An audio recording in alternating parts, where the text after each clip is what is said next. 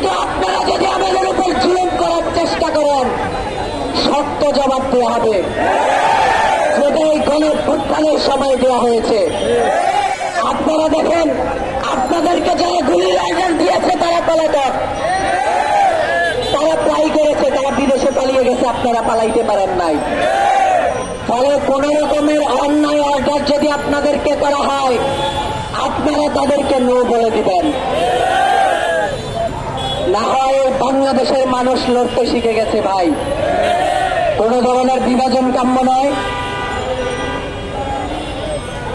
আমাদের শিক্ষকদের প্রতিনিধিরা ভিতরে আছেন, আমরা অনেকেই আহত হয়েছে পুলিশদের মারে।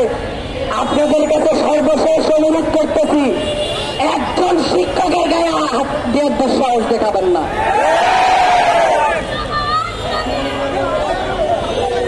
আমাদের যে ভাইয়েরা আহত হয়েছেন তাদেরকে অতি সত্ত্বর ঢাকা মেডিকেলে নিয়ে যান। এখানে আরো কয়েকজন সিরিয়াস আহত হয়েছেন। যদি এইভাবে আপনারা করেন তাহলে আপনাদেরকে জবাব দেওয়া হবে। আর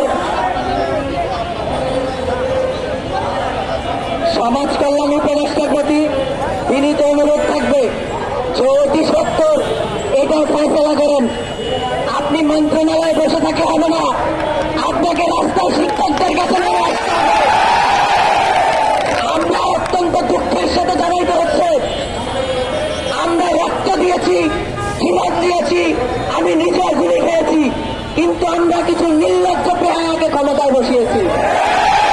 ওই দুয়ারামে মন্ত্রণালয়ে বসে থাকে, আর এখানে আমার ভাইয়েরা মার খায়, আমার শিক্ষকরা মার খায়।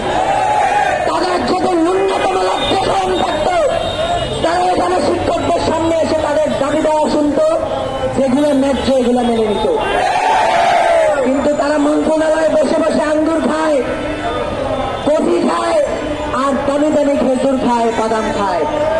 আর আমার শিক্ষকরা বাজার জন্য রাস্তায় নামে, এর চাইতে লজ্জার আর কি হতে পারে?